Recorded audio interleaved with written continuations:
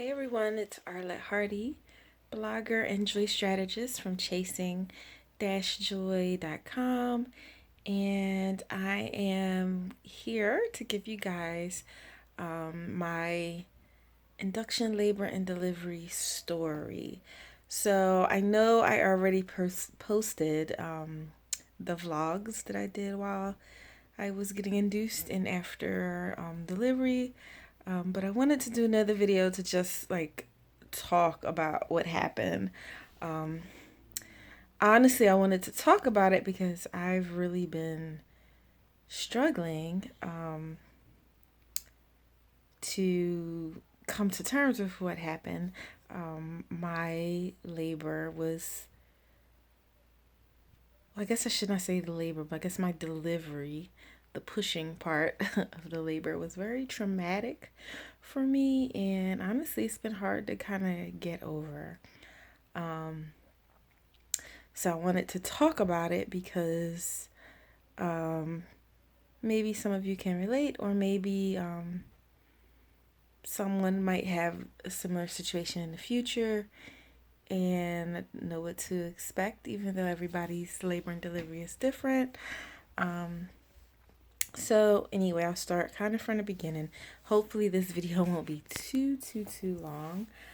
By the way, I'm doing this video on Wednesday, I want to say it's the 9th, but honestly, I'm losing track of days since I've been home on maternity leave. But baby Joy Chaser is 13 days old today, so I'm about almost 2 weeks postpartum. So, because I had gestational diabetes, they determined that I should not go past my due date. So they scheduled me for induction at 39 weeks and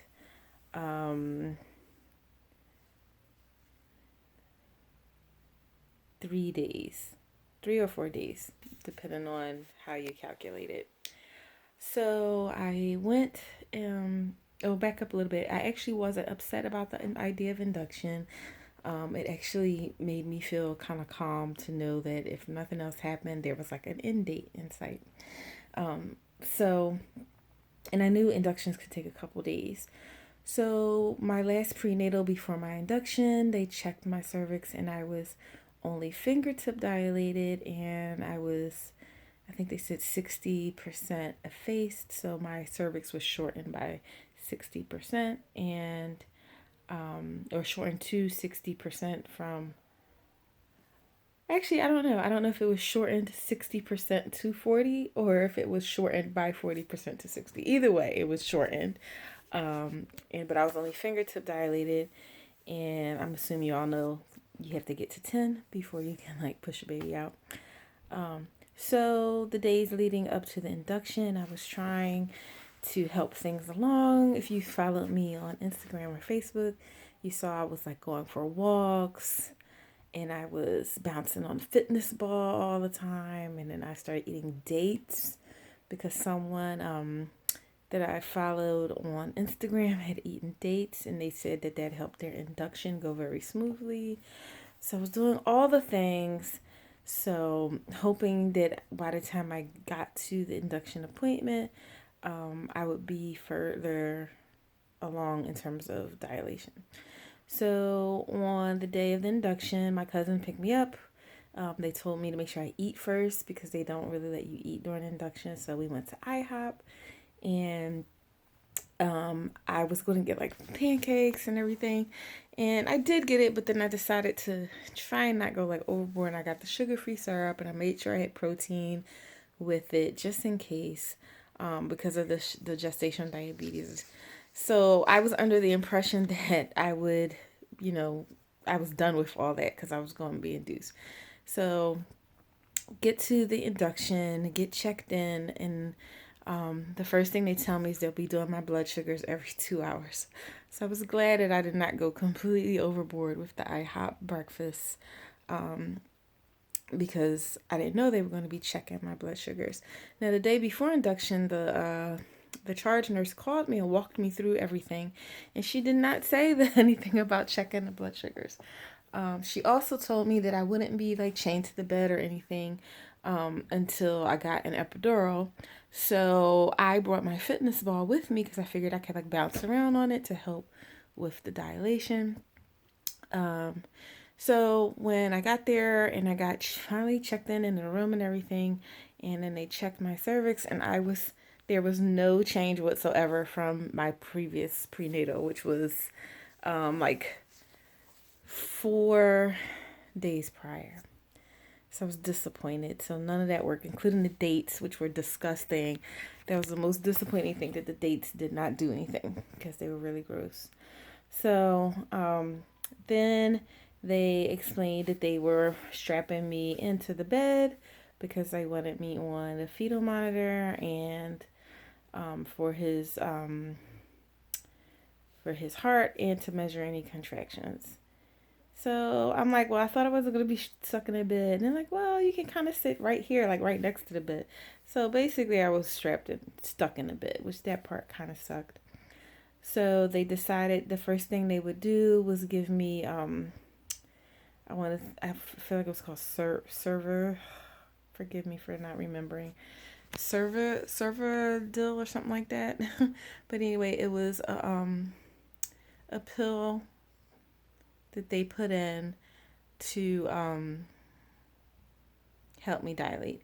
And I was happy with that because I didn't want the Foley ball, which is where it manually forces your cervix to dilate, because that just seemed very painful.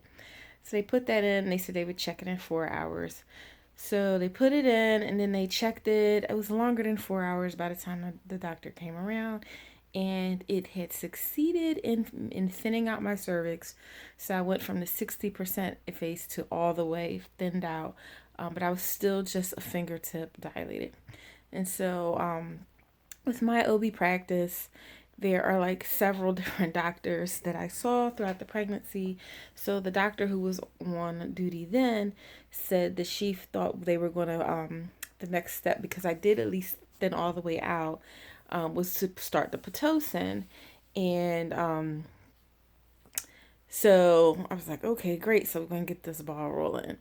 So went away. Well, the doctors went away. I'm thinking that's the next plan. The nurses come back in a little while later, and they're like, oh, so they're going to actually pause your induction and let you eat dinner. And I was like, oh, wow, that's a great surprise. So I got dinner, and then by that time the shifts had changed, so the next of the OBs had come in, and she changed the plan. So there's 2 different ways they can do the Pitocin. One is to do like a low dose Pitocin, where I think the Pitocin just goes to like a 4. They raise it at intervals of 2, from 2 to 30, but the low dose, they just leave it at a 4 for a certain amount of hours, which I feel like everything was like 4 hours, but it could have been longer. I honestly don't remember that part. So initially they were not going to do the low dose Pitocin. They were just going to put on at regular speed, where they check me, where they basically they check on you every 15 minutes, and every 15 minutes they increase the Pitocin until they see the contraction pattern that they want. So that was the plan of the doctor who left. So when the second doctor came on, she changed the plan. She decided, because I was not actually dilated, she wanted to just do low dose Pitocin for 4 hours. So they put the Pitocin on to 4, and again, strapped back in the bed, and then they waited to check me hours later. So by the time they checked me several hours later, I had gotten to like a 2.5 or a 3. And I think that was the video I did maybe like around 11 o'clock at night, where at that point I'd been in the hospital about 12 hours. So went through the night, attempted to rest. At that point, I don't think I was really feeling those contractions. Yeah, I wasn't feeling them yet. So the next morning they checked me, and I think I got to like a 3. And I'm like, okay. So it was like really, really slow. And then they said, oh, but the baby had moved down to 0 station. So I was like, okay, at least it's progress. So the whole time I'm texting people in my family, giving them updates, but basically saying like, don't come here to the hospital because who knows how long you'll be waiting. And I did have my one cousin with me who was my birth partner. So that whole day I could not eat anything because we were actively, on the Pitocin and everything. So a little while, I think that afternoon, the contractions started to be kind of painful. Oh, I'm sorry. So once I got to almost 3, the doctor, who's actually my favorite of the OBs, decided she wanted to break my water. She had come on duty, so she broke the water, and that was very anticlimactic. I expected to feel like water running everywhere or a gush. None of that happened. So basically, the baby's head was already like there, like blocking, so barely any water came out. So the nurses were like, oh, that means when he's born, he's going to be like riding a wave. That's what they call it, where all the water is like behind the baby. So once she broke my water, the contractions did get more intense. And I was like trying to breathe through them. And then my cousin was doing the massager on my back. But I couldn't really move, too much around in the bed because then the monitors would like need to be readjusted. So, at one point I had went to the restroom and then the contractions were coming and I was just in there like, oh my gosh, like I don't know how much more this I can take, but I was trying to hold off a little bit on the epidural to at least get to like 4 centimeters dilated because I didn't want things to slow down.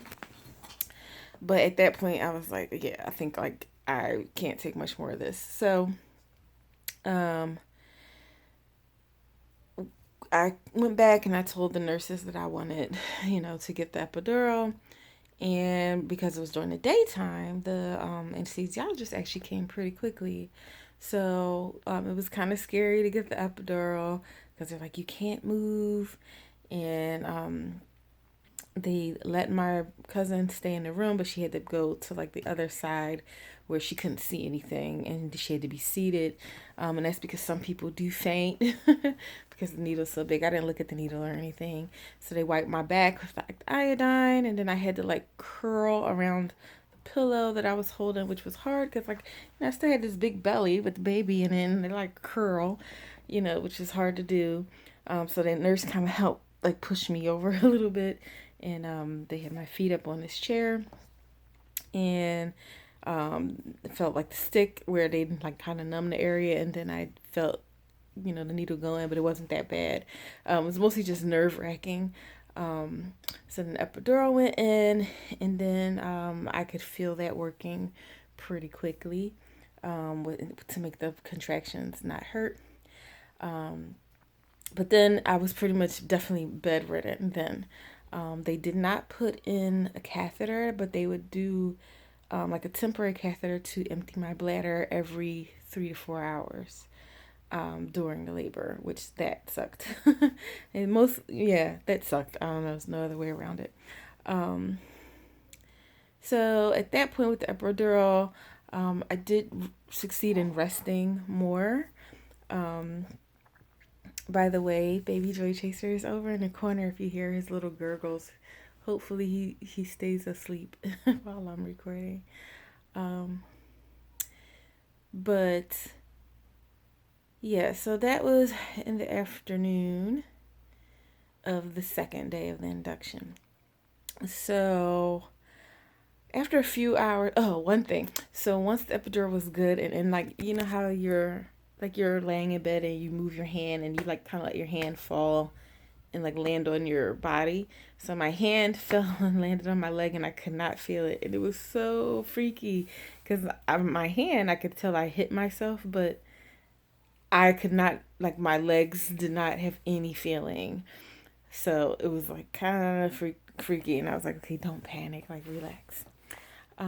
So I get anxious over the weirdest things, but that made me feel a little anxious. So anyway, so the epidural was working successfully. So several hours later, it started to wear off, and it was wearing off on my left side, like my left lower pelvic area, like between like my pubic bone and my belly button, but only on the left side. and then it was hurting. And first I was trying to deal with it, and then they told me, like, oh, you can push the button for like an extra surge of the epidural. They said you can only do that 3 times within an hour. So I was hitting it, and it just wasn't enough. So at one point I said, this is not working, and it was getting more intense and like painful. Then I had my cousin trying to massage on that side a little bit, and it just was not working. So they said, okay, we can call the anesthesiologist again, and they can like, he said he can give you like a big bolus, like a big infusion through the epidural. I did not need a new epidural or anything, but just like through that same line that was already in. So I did that, and it was wonderful again. And then I rested, and they came back and they checked me around midnight, and they said, oh, so I'm lying. So they checked me around, what time? 6 p.m. And I was at like 7. And I was like, yes. And I had asked the nurses, how fast does it usually go? And they said, usually once you're past 6 centimeters, it's about a centimeter per hour for the average person. So at that time, it was around 9. Yes, it was around 9. I think, I don't know if I just said 9 a minute ago, but it was around 9 because I said, okay, well, if it's a centimeter per hour and I'm already at 7, then I'll probably be close to midnight by the time I get to 10, and then I'll be ready to push. So I text my family, giving them an update that I was at 7, that if they wanted to be at the hospital when the baby was born, that they should leave their houses after midnight, because I figured by midnight I'd be pushing, and then they're about an hour away, that, maybe he would be there or soon after. So that was the plan, and then I rested some more. So they came back at midnight and checked me, and I was only at 8. So I was like, oh my gosh, you gotta be kidding. So things had slowed down. So rested again. By now I'm like, oh, family's probably out there, but like, oh well. So I rested some more, and then they checked again around 2, and I was at 10. So I'm like, yay, time to push. Unfortunately, at this point, the epidural has started to wear off again in the same spot. But what I realized was it hadn't worn off as much as before, but because it had worn off, I could feel the contraction, and then I knew when to push. So, and I've realized that when I pushed, it didn't hurt. So that was like incentive to push.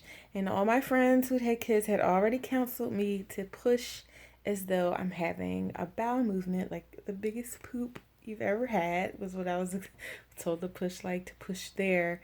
Don't try to push like through the vagina. Push like I'm trying to go to the bathroom. So I did that, and they were like, oh, you're good. Your pushing is good. Like, keep going, keep going. And I was pushing and pushing and pushing every 2 to 3 minutes. And, he was coming down. I asked for a mirror so I could kind of see. And then I could kind of see when it got to the point where, I could kind of see like the vagina opening a little bit with the pushes. And it just like it got stuck there. So this went on, and I pushed for 2 hours. So I pushed from about 2 to about 4 in the morning. And I was like exhausted. I was tired. And I just wanted him out, And at that point, I was kind of feeling like if she says C-section, at least he'll be out. But I still didn't want a C-section because I didn't want to have to worry about the recovery and being like cut and all that. So she says, okay, well, the last couple of pushes, when you were pushing, the baby didn't like it. His heart was racing. His heart was elevating with the pushes. So I assume if his heart rate would have dropped, she would have went to C-section. But because it was like elevating, it was still showing that he was not happy, but I guess it wasn't as dangerous. So she said, okay, we need to do, I think we want to do a vacuum. And I was like, yes, thank you. Please help me get him out. That's what I'm thinking. So I just said, okay. Now, while I was giving birth, there were 5 other people also giving birth the same night. And if vacuum birth comes with a whole team. So these are things I did not know. I was aware of what like the vacuum was and how it looked from the birthing class, but they didn't explain that there's like a whole team of people that come with it. So we had to wait and wait and wait. It took almost an hour for them to get there. Meanwhile, I'm still pushing because I'm feeling the contractions, and the only way to not feel them is to push.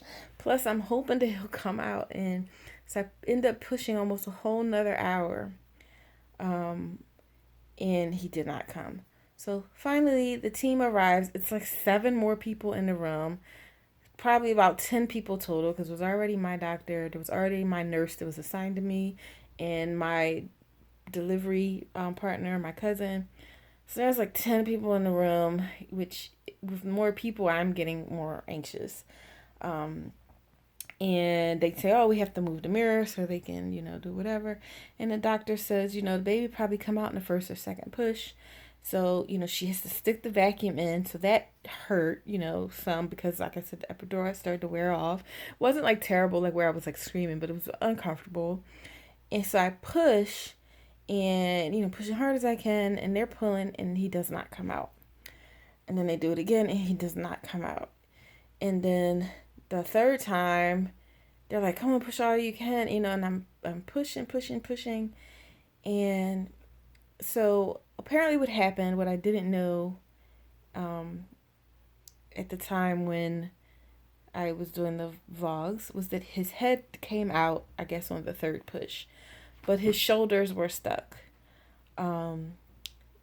So when the fourth push came, and if you watched my labor delivery vlog, I talk about how all the people grabbed me and like someone like yanked my legs back and someone was pushing on my stomach and someone was like pushing me forward like in a more of a tighter ball. So all that happened because his head was out but his body was stuck. And so I now know that that is an emergency situation, that when babies' heads come out and their bodies don't, that babies can die.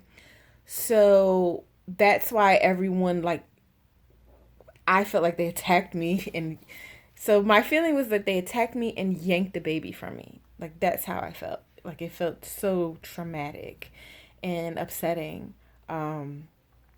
So, but that's why, because it was emergency, like, because the cord being compressed by it being stuck, he's not breathing, so they did the right thing because they got him out.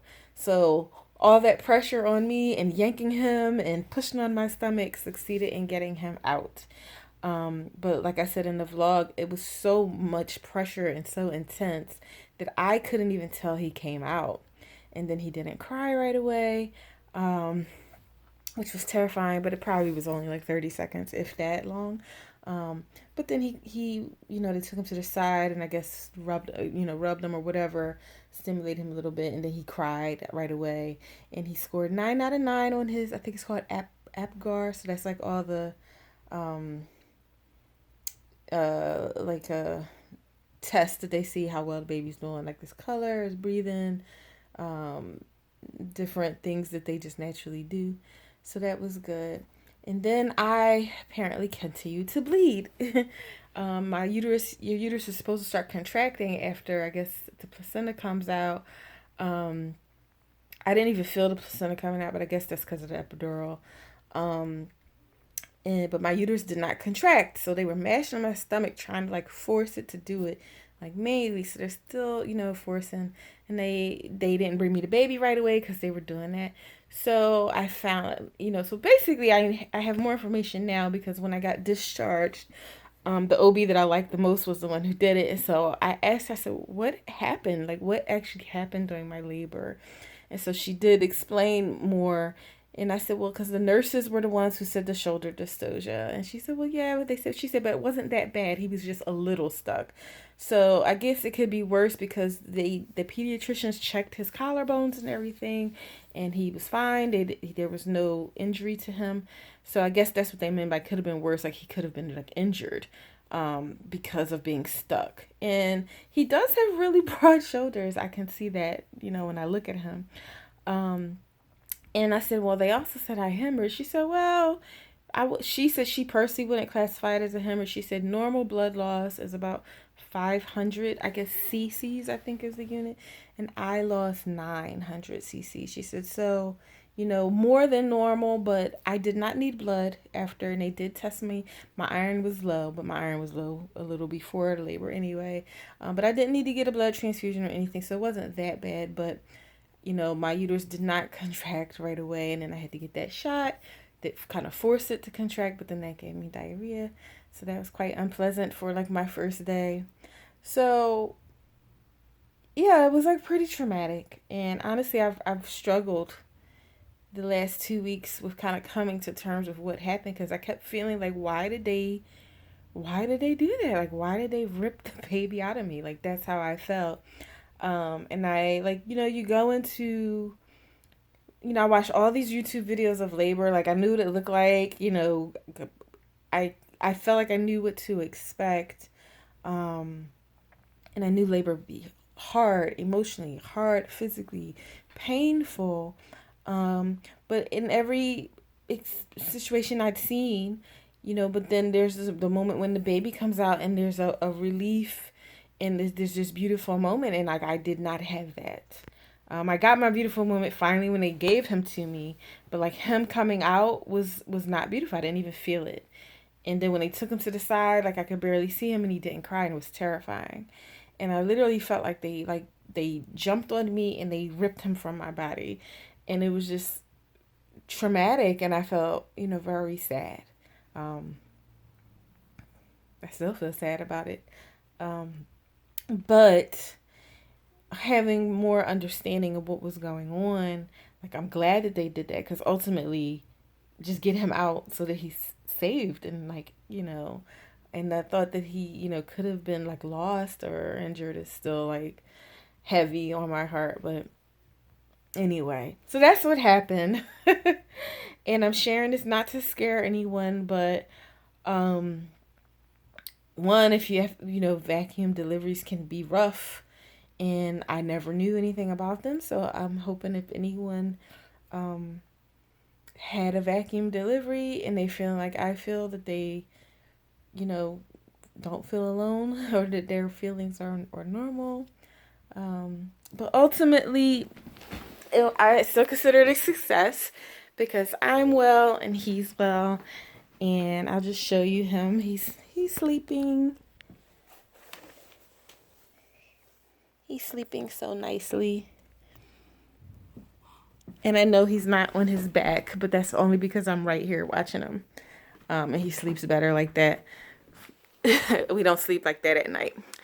But anyway, so that's my labor and delivery story. I wish it was more like beautiful and like, I don't know, typical. But it was rough and it was traumatic for me.